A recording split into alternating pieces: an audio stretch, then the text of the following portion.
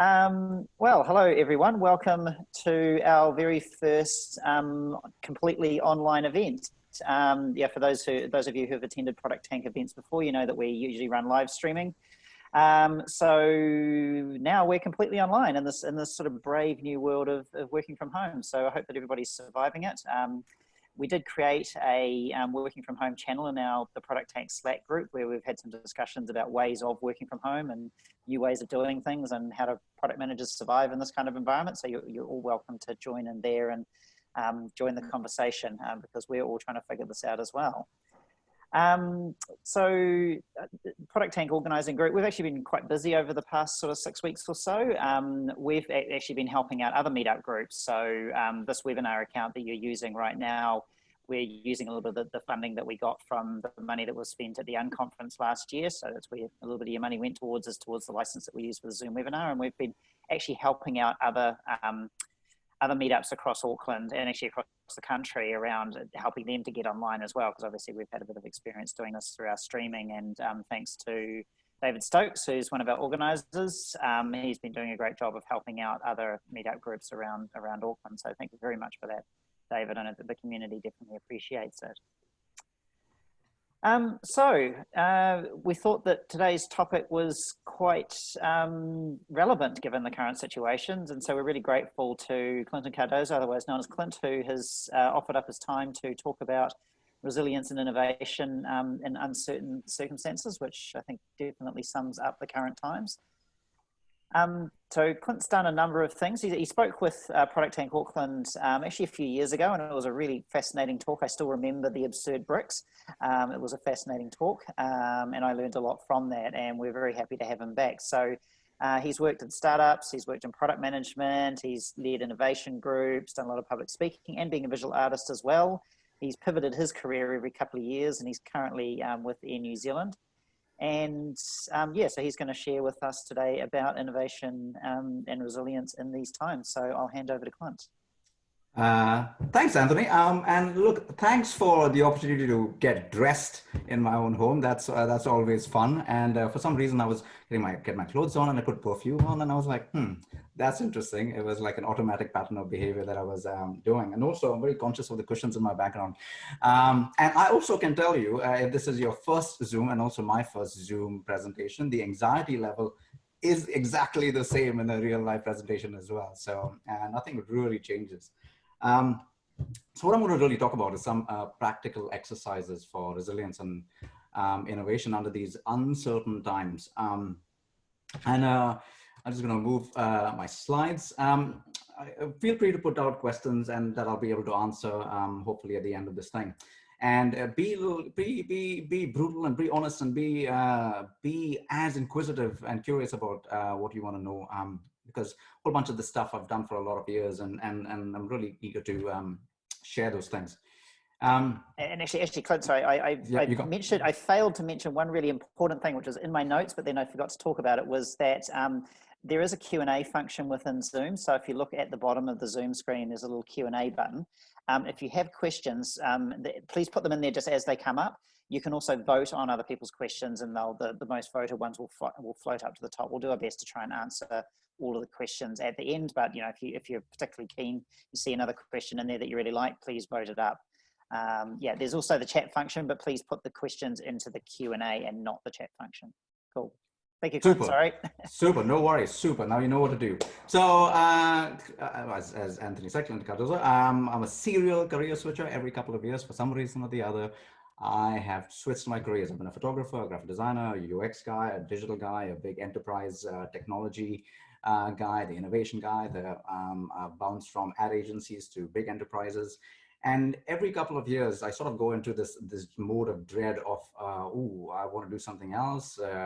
My CV is just all over the place. How am I going to land the next gig? And for some reason or the other, I find a way to do it. But then I sort of, in these uncertain times, there's a whole bunch of stuff that's happening. I sort of figured out that a lot of the practices that I've been using for a long, for a very, very long time could actually be beneficial to the product community and obviously to innovation. And because in uncertain times is the best times that things can change and new products and innovations can come about. So I'm really going to talk about some of those resilience and innovation practices and how you become resilient and also innovate at the same time in the current market. So starting with, yep, it's pretty bad. And I hope you can see my screen that I'm sharing over there. It is horrendous out there. As my skin tone suggests, I have come from India and I still have family there. New Zealand is one of the best places to be in a crisis, especially a crisis like that. And India, for example, is not the best place to be. So there's a lot to be fortunate about in where we are. But however, when you sort of when anyone looks at the scale of what's happening around the world, it's bad. It's a once in a century thing. Will it come again? Who knows? But yeah, acknowledging where things are is really, really important. So what happens generally in times like this is you basically have something called a ToMine problem. The first mind is sort of this negative, not negative, but sort of this pessimistic mind. Yes, the world has changed. There's things going wrong in the world. And I don't know what's going to happen. The world is not the same as before. I don't recognize it. Second thing is the loss of your previous life. A lot of what people are experiencing, especially in the change of jobs or the loss of jobs, the loss of redundancies, through the redundancies, is this idea that the previous life is lost. People aren't really angry or upset. They're really upset about what they do because, the human mind really focuses on loss more than it focuses on what you win. So there's that feeling that's happening. There's the uncertainty of your future life. Okay, if my whole identity from my past wasn't there, well, what's it going to be in the future? I don't know. And it's really deeply anxiety inducing. And the reason why I know all of this is I also have something called cyclothymia, which is like a cousin of bipolar disorder. So I've sort of been experiencing this since I was in my teens. So I'm very familiar with all the stuff that happens when things go wrong. And the changes are, maybe sometimes it's not really happening to me. And there's all the disruption that's happening to you in your life and work and everything else. It's probably things that are happening to your friends. So you're sort of even surrounded in this bubble of negativity and uncertainty. So it's not, not just happening to you. So even if you're relatively, unscathed by whatever's happening, you may have some friends that are going through this. And there are significant changes of the quality of your life. I certainly am. And as I mentioned, that I actually work for New Zealand's premier airline, and there are changes happening to me, and my quality of life is drastically going to change. And I was like, oh, yeah, that's interesting.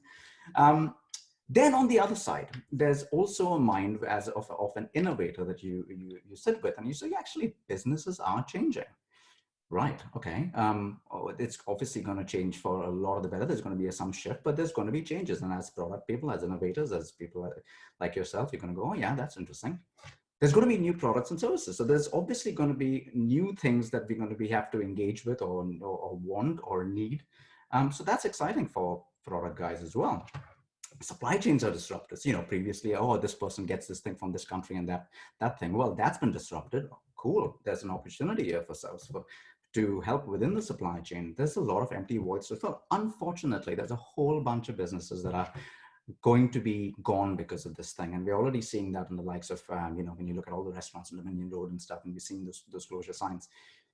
There are those empty voids to fill. The problem is that people are still going to want those things that are closing down. And the technology adoption has accelerated. Let's be honest. I mean, everyone's seen that joke on the COVID-19 joke, which was, what has changed, led to digital transformation in your company. And everyone said, yep, it's COVID-19. And it was, and I can tell you this because I've been observing my wife who's trying to remote work is that the first couple of weeks were painful and now everything is set in. So it's like, oh, well, okay. Our biggest barriers as product people was getting people to use the technology that we create. And now they're primed to do so. So we've got there's this two minds problem. There's one mind that's telling you like, oh, damn it, this stuff's gone wrong. And then there's this other mind that's saying, oh, okay, there is opportunity here. And the problem is that, and this is the problem that we've got to work on, and this is largely what the talk is going to be about, is this cognitive dissonance between the two. I'm going to read this because it's really important to understand. According to where both things are true. According to this theory, where two actions or ideas are not physically psychologically consistent with each other. People do all in their power to change them until they become consistent. So and you will find people go, yeah, this is really awesome. This is an awesome opportunity. And you'll find people who are like, oh man, this really sucks, and sort of pivot their life into that direction. The discomfort is triggered by the person's belief that clashing with new information perceived, wherein they try to find a way to resolve the contradiction to reduce their discomfort. So everything about the situation is uncomfortable and there's a lot of discomfort. And really, the people who are going to shine out of this thing is people who will address this cognitive dissonance and say both things are true. So I've created a few exercises that I want to take you guys through that are freely available for download on my site, and the link is at the end of this presentation. These are by no means my personal my personal creation or invention. It's begged, borrowed, and stolen from a whole bunch of things, but they have worked for me. They have worked for me to manage my brain space, my own personal resilience through anything that I was going through, and also come out of this winning. And I can tell you this, I've been using these sort of things for years, these tips and tricks. I came out of India, not very well to do, and I came out there and settled in New Zealand, and it's been awesome. And it still is awesome. So we're going to look at three different parts of things. There are three different exercises here. One, we're going to take care of your sort of negative mind, that is the resilient mind, and how do you foster and grow resilience within your own self. There's this cognitive dissonance bit. So what do I do about these two separate ideas of trying to be innovative and trying to be resilient, and put those two things together? And then we're going to talk about how we're going to sort of innovate, and how do we get into a thinking space of like, what is this thing we're trying to innovate with? And it could be within your business, within your product. So the first exercise is really just managing your cognitive and physical and emotional fitness. Now, if you think that things like these are not really connected, that you as a human being and as a person is not connected to your outside self, you're really mistaken, because your physical, mental, emotional, and cognitive state is what is required to actually be innovative and be resilient. So there's three things that I really focus on. Is obviously my physical well-being. Am I physically okay and fit? And there are three things that I really focus on. Is the 30 minutes of fitness every now and then. There's walking, and there's relaxing. There's three really important things for my physical well-being. There's my cognitive well-being. There's obviously reading. I read a lot. I absorb a lot of information. I discuss ideas a lot. I talk to people. I say, what do you think of this idea? What do you think of that? What do you think of that? Really discussing that, you're challenging people. And I'm always trying to gain new knowledge. And like right now, for example, I'm back at university. I've been at university for the last 6 months doing my master's in commercialization. And there's meditation. So if you want to improve your cognitive thing, you really want to sit with yourself, and you can be analytical about your meditation, which is, oh, look, what's going through my mind? I'm going to analyze that. I'm just going to sit down quiet. Or you can just be relaxing about your meditation, just put headspace and just zone out for like 10 minutes. And then there's the emotional part of thing. And being mildly bipolar, I can tell you this is really one of my most important things, is actually managing my decision making through the moods that are going on. And it's really important muscle to have when you're trying to be resilient. So I track my mood quite aggressively. There's a dozen apps to do that. So when I'm tracking my mood, I can get an objective view of how I'm feeling through obviously my self-input, but also delaying or waylaying any decisions that may or may not be the right decision to make on that frame of mind. I journal a lot, and the journaling helps quite a bit, and also breathing exercises. There's a lot online. I'm not going to tell you what it is, but you can go and find out what this breathe. So taking care of those three things takes care of this first thing, which is this resilience thing. You need this muscle memory to kick in when anything goes wrong, right? So something's gone wrong, something's happened. What are the things? This will manage that fitness. Now, to help with that fitness, I've created a small Excel sheet, right? So hopefully you can see this, and it's clear, and it's not too small, but you can download this thing. You essentially, to keep your resilience muscle good and strong, is do just 3 of these things every day. Doesn't matter. You can do walking, relaxing, and 30 minutes. Just do the 3 things, and do that consistently and that will sort of keep your resilience going. Now, resilience isn't that you don't feel rubbish, or it's the things that impact you when the world doesn't affect you. It does affect you. I was talking to an ex-CEO of a very big company recently, and I was like, hey man, well, you've had clearly have a lot of stuff that has happened to you recently, and how are you dealing? He's like, yeah, no, I feel it, but I snap out of it really quickly, and that's the measure of resilience. It isn't that you don't feel it; you feel it. You feel like crap, but how soon you cycle out of it, I think that's what's important. A lot of this stuff helps with cycling out of it. So really created a small little tracker for you guys. And yeah, I'm sure there's apps out there that you can use it if you don't want to use this. You just do 3 things. And if you do 4, give yourself a cookie or something. So that's the first thing. I'll so hopefully sort out some of this resilient mind frame and some exercises towards that resilient mind frame. Then, the next one is something I've sort of been toying with for a while. It's essentially called, I call it the UCOW. UCOW. It's basically uncertainty, certainty, action, outcome. Now, and this will take care of the sort of the cognitive dissonance between the 2 worlds of like, oh, there's something bad that's happened and something good that's going to happen, right? Because you essentially want to put things into 2 buckets in your life. You want to put things into the certain bucket. And there's a saying in AA and stuff, give me the wisdom to know what is good, what I can control and what I can't control, and give me the wisdom to know which is which. Anyway, this is one of those things, which is there are things that are going into the future, into the next few months, in the next couple of years. There's going to be a lot of uncertainty, and how you navigate that uncertainty and make it certain and action on those things. A small little tool I've created for you guys, and I sort of use it myself as well, is the tool, and I'm going to show you the tool. It's really simple, and a lot of what the tools that I've created is really about just doing stuff. It is not about sitting down and going, well, I need this, I need that. You just need to do it, and the act of doing it will help you move forward. So now, we've talked about resilience, and now we're talking about the cognitive dissonance. So what you got to do is basically write down 3 things you're uncertain about in this tool. I'll write down, well, when am I going to find my next job in the market? I put some examples in here that, not subjected to anybody, but just as an example.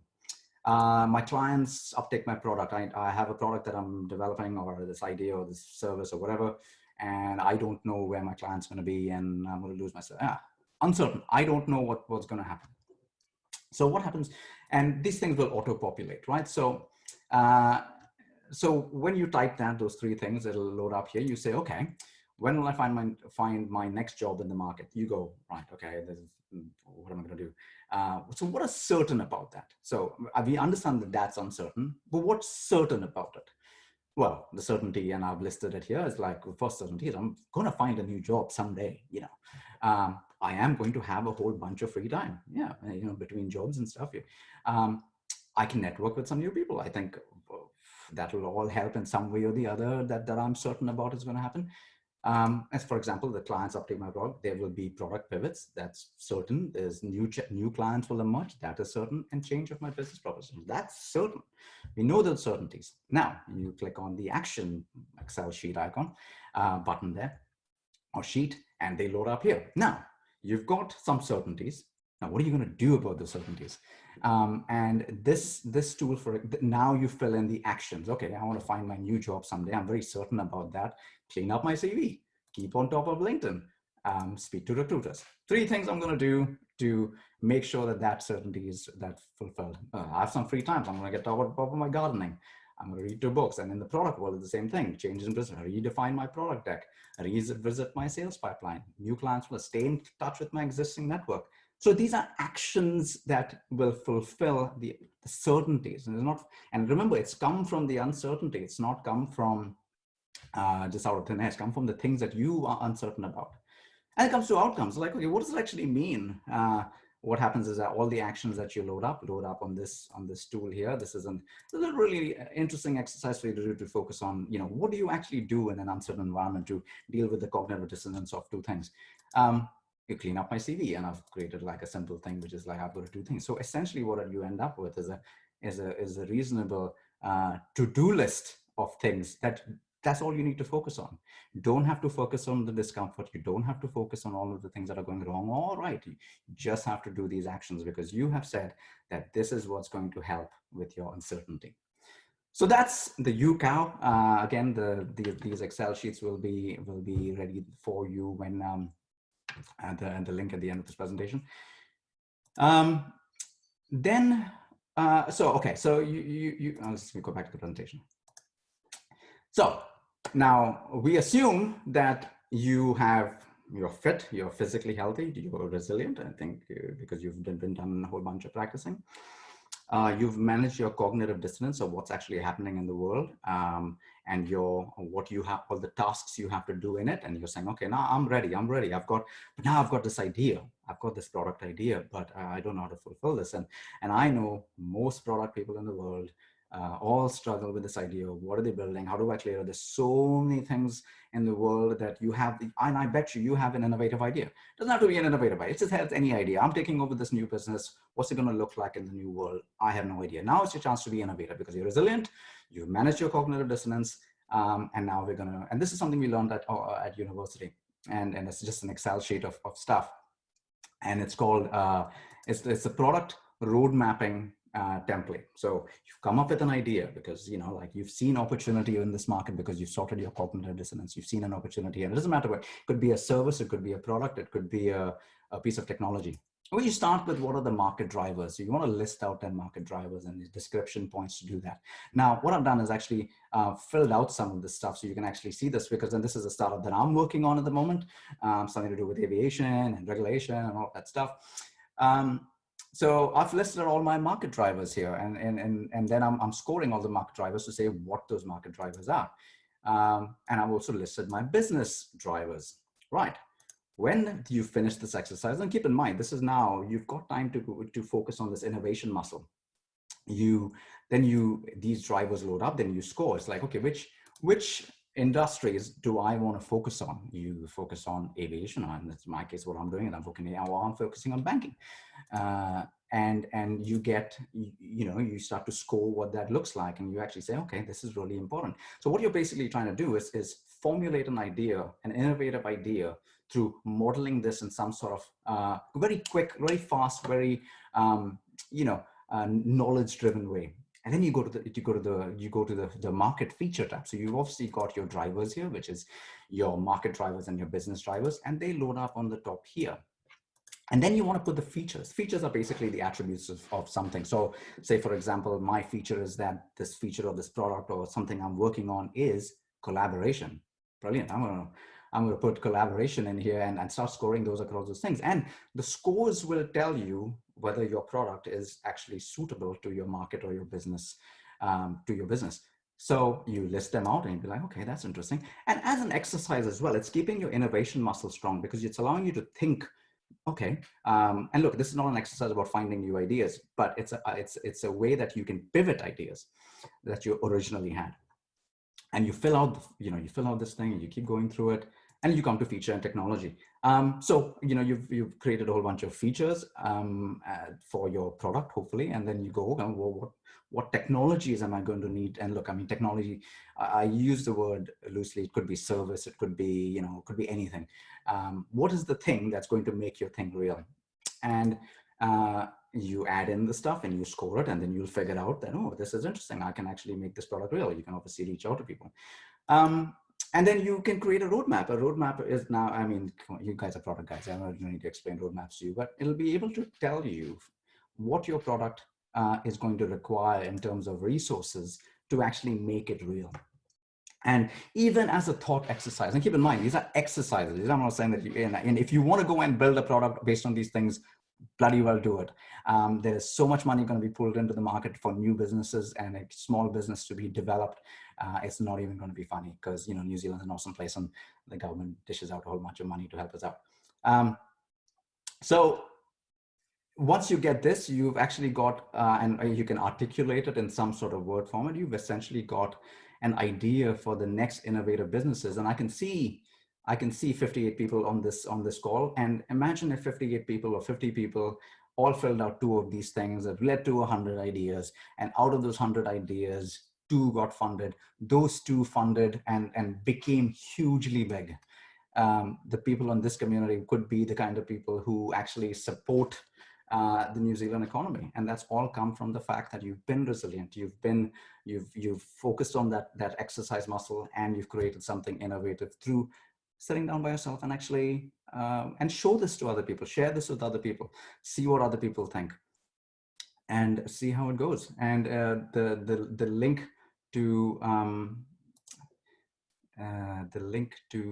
it is, sorry, I'll just go back to my PowerPoint presentation. The link to downloading each of those assets are here.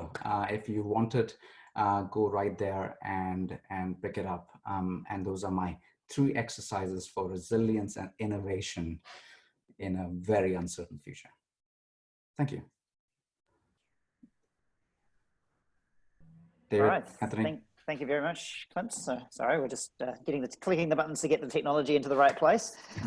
So please join me. I've learned this as a new thing in Zoom. You, obviously, we can't hear you clapping, but please put your claps into the chat if you thought this was fantastic. And also, please put your questions into the Q&A, because I see that so far it's looking a bit empty there. So. Maybe everyone would I just put the light on maybe as well. That's also yeah. There you go. It sort of became like the sun just set while we were talking as well. Yeah, it's funny how sort of daylight has turned into darkness as Clinton was talking. That we were, but I thought the talk was the other way around. So let's go. Thanks, Heaps. So yeah, okay. Thank you, Sarah. That's mighty kind of you. I hope you guys can download the links and yes, so Clinton, so tell me, so you can use this both at your own personal level, trying to work out, I guess, what you're going to do. Yes. But I guess an organization, a company could use this similar approach as well. Yes. I mean, essentially what we're trying to do, and a lot of companies will go through this idea of like, look, the world is uncertain. We don't know what the market is going to look like. We don't know, everyone's looking at their cost base at the moment, right? So anyone with the biggest cash flow is going to win at the moment. But that cash flow is going to run out as well. So everyone's gone, what does this look like? What is certain though? And I think, I think if you use this tool or these tools to manage your business, certainty, it works too. It works across the board. I mean, I've used it for work and I've used it for my personal stuff as well. It all crosses over. Right. Cool. Where do I think there's a question here. Yep. Where do I get the drivers from? Look, the drivers are coming from really asking the questions as to what is driving your business? What is driving the market? There's enough research sources out there. And look, Stats New Zealand is putting out a whole bunch of stuff, right? Like about what's happening on the market, what's, the easiest way to find out what's going on in the market is get in touch with the university student. Because the university student has access to pretty much all of the databases, not commercially, you do not use it commercially, but if you want insights into what the market is doing, ask a university student, because they have all the right access to all of these databases that you would have to pay thousands and thousands of dollars to access. And the market research from Gartner, from PCI, from Passport is all very accurate and relevant. Sure. I think we've got another question there from Ramanan. So, hey, thanks for your practical tip. Are you able to share what are the common mental and cognitive exercises carried out by product people that you've met? One of the biggest problems with product guys is prioritization. They just have too much on their plate. With product people, from a cognitive exercises perspective, I would encourage, this ruthless prioritization and saying no to things. And saying no to things really comes down with the fear of being disliked. And there is an amazing book, which is a Japanese translation, and it's called The Courage to be Disliked. If you want a cognitive exercise, is learn how to say no without the fear of being judged. Interesting. That's my 2 cents. Another question there, do you use this tool with a team? Absolutely. Absolutely, you want to use it with a team. And working with the team allows you to get through to it.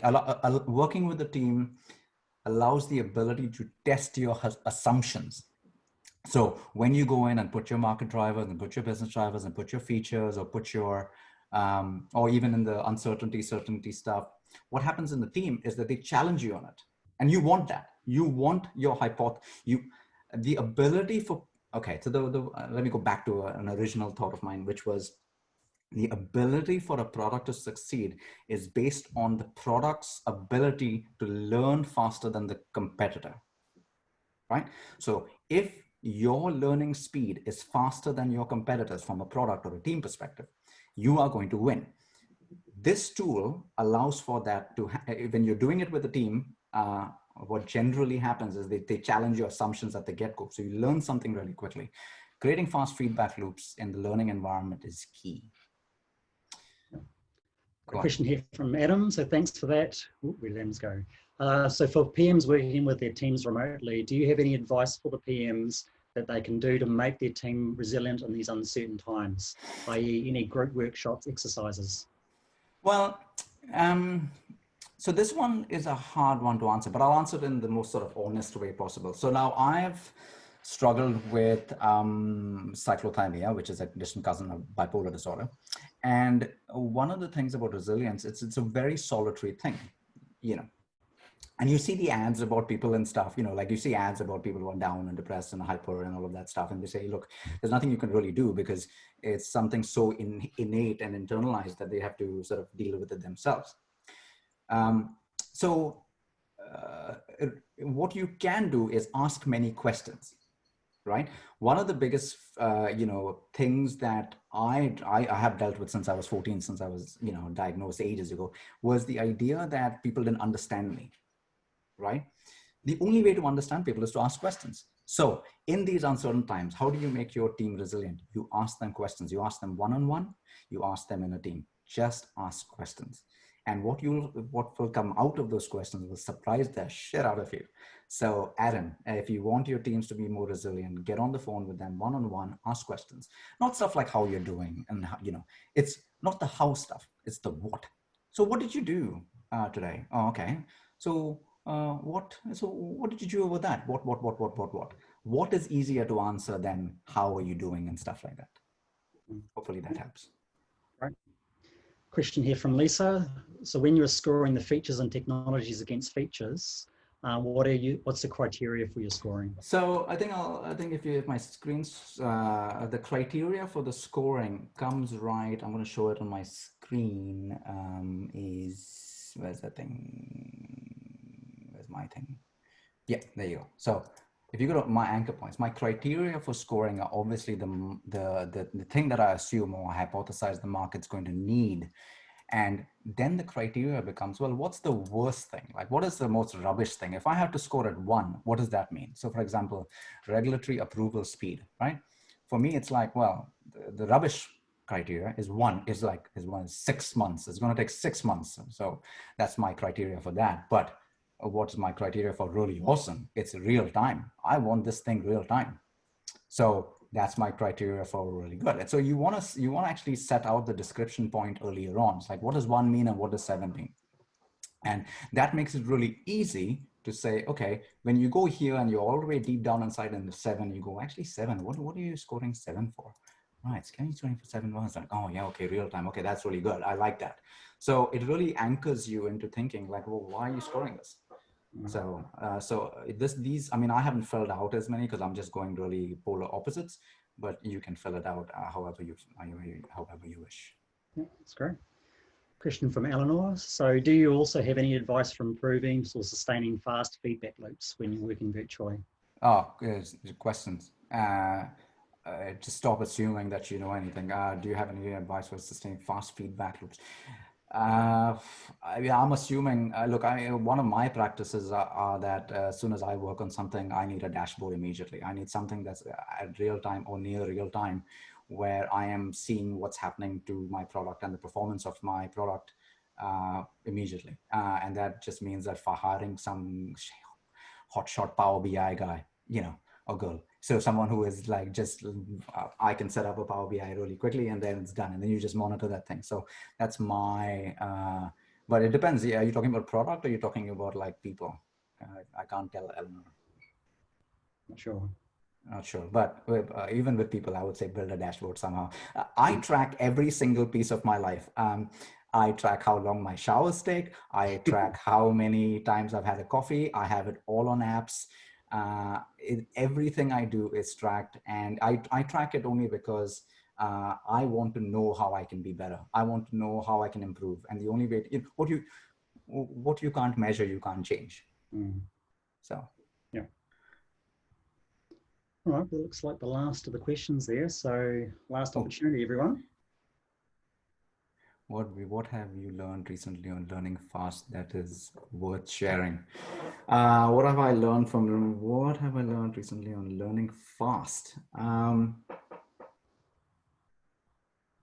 Okay, one of the things I learned, it's weird because it was about, okay, I don't know the context of this, and Anthony and David, you can tell me if this context. So learning fast. So I learned how to speed read recently, and what I learned about speed reading was that it wasn't really about the reading.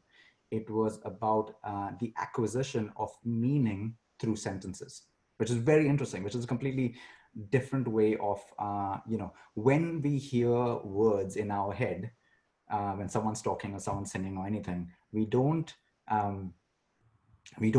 listen to it word by word, like Jack is a dull boy. Someone tells me that, I don't look at the word. What I immediately grab is the meaning of what they're saying.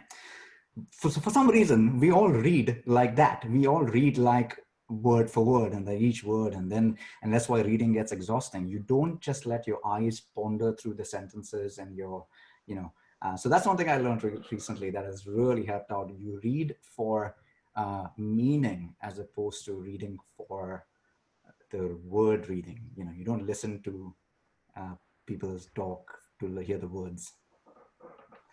I hope that was right, Raman. Yep. All right, Linda, just got a question there. Have you ever used these tracking tools with a team to have them take greater responsibility for their own performance? Like themselves? Yes. So Leadership 101 is essentially your team really need to be clear about what they're working on. And that clarity comes from you as a leader. If you are not clear about what you are leading, then that's on you. So humans are designed to take responsibility for their own shit. It is the thing that gives them the most amount of value in their lives. This is how we are designed for. This is how we are built. We like being, we like the, whoa, I did that. It's a very human trait, right? But they need guidance as to what is the thing, and especially in a corporate environment or a product environment, they need to know exactly and very explicitly what is it that they get done. But then you get out of the way of the how it gets done. So the answer is very simple. Is that you tell them what you want to achieve, and within the inherent what should be the metrics as to what is and how it's achieved. But the how, you leave that alone. Yeah. Well, I think Scrum also adds in the why. The why is really important as well. The why is the center, right? Because that's the meaning people get within their work is like, why are they there? And meaning for different people is different. So. All right. Cool. A lot of questions. I like it. 8 questions. 8 questions.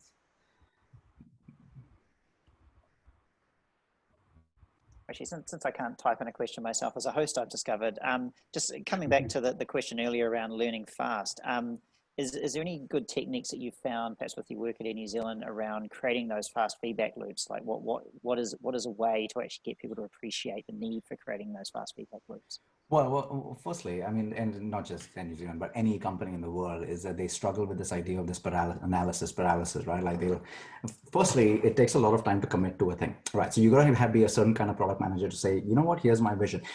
Okay, a lot of product managers don't really product managers or product people or something. They don't realize that they've been given the job to do because they have been given the job to do because they are the leader.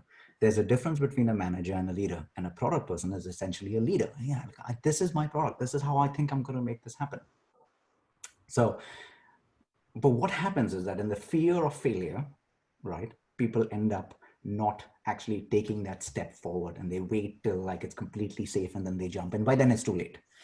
So there is a certain ballsiness that is required to be a fast learner, is the idea that you can fail. And coming back to this courage to be disliked thing, is that why you don't want to fail is because you don't want people to not like you, but you also don't achieve much.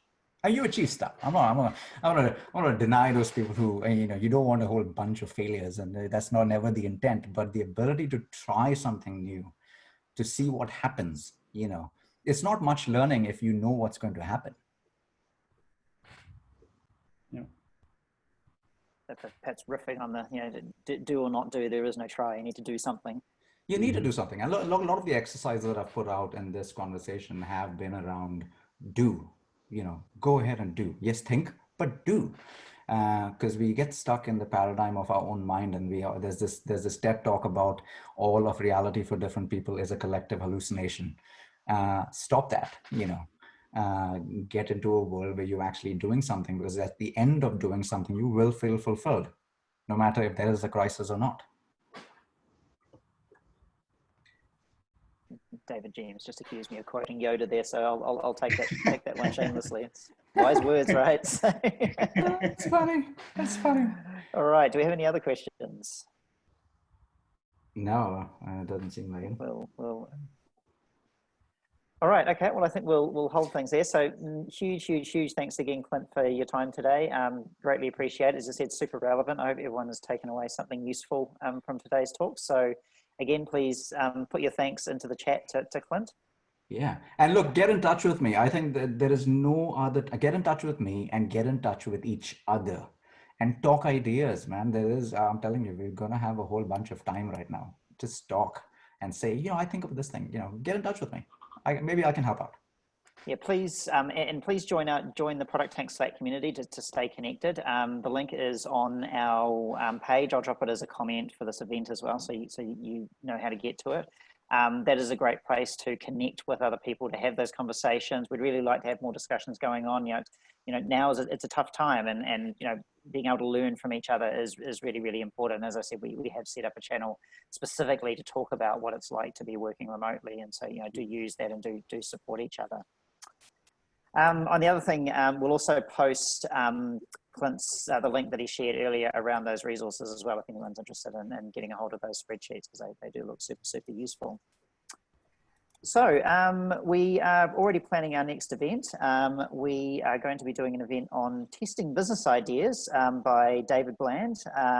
This is going to be a morning event. It will be at 8 a.m. on April the 28th, and we'll be opening signups for that very shortly. And we're also building our event backlog beyond that. We've got World Product Day coming up in May. Maybe that will be a physical event, maybe it will be a virtual event. We're not quite sure, but we do have somebody very exciting lined up for that event as well. So we're really looking forward to that. So huge thanks again for joining us tonight. Much appreciated. Again, massive thanks to Clint, and also big thanks to David for helping us out with the Zoom, and also, as I mentioned earlier, about just helping the community with online events as well. So thanks all, and have a great evening. Okay. Thanks, guys. Bye. Good night.